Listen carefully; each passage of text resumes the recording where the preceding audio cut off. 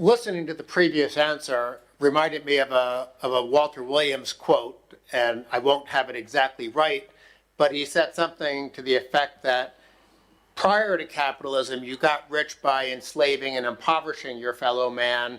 With capitalism, you get rich by serving your fellow man. And what that, in my mind, the insight of that quote is that capitalism is a system with a growing pie. Pre-capitalism, there was a fixed pie in the economy. A king got rich by enslaving and abusing the peasantry, and feudal lords got rich by impoverishing the serfs, things like that. In a capitalist economy, those constraints don't exist.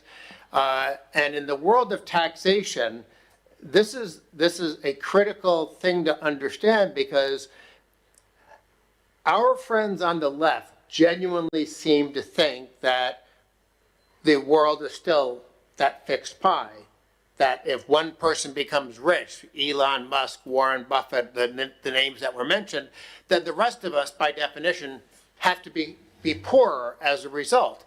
Now, that is so obviously anti-empirical, so clearly false, but nonetheless,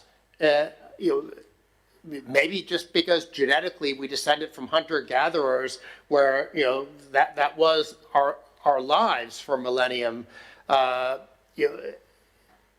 overcoming that is probably the biggest challenge I have. I have literally sat down with some of my friends on the left and said, well, here's the data, and you go to like a completely non-free market website, like Our World in Data, Oxford University. There's nothing free market or classical liberal or libertarian about that site, just straightforward data.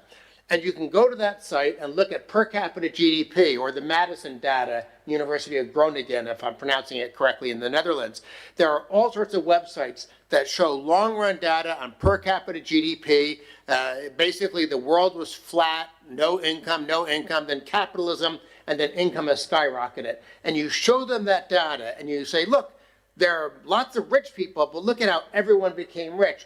And it's like you're running up against some sort of religious fundamentalism in these folks on the left. My greatest failure is that I have never come up with a way of explaining it to them in a way that will actually stick. Yes, they'll look at the data, okay, yeah, that data's right, but 10 minutes later, they're back thinking that a rich person is rich because a poor person is poor.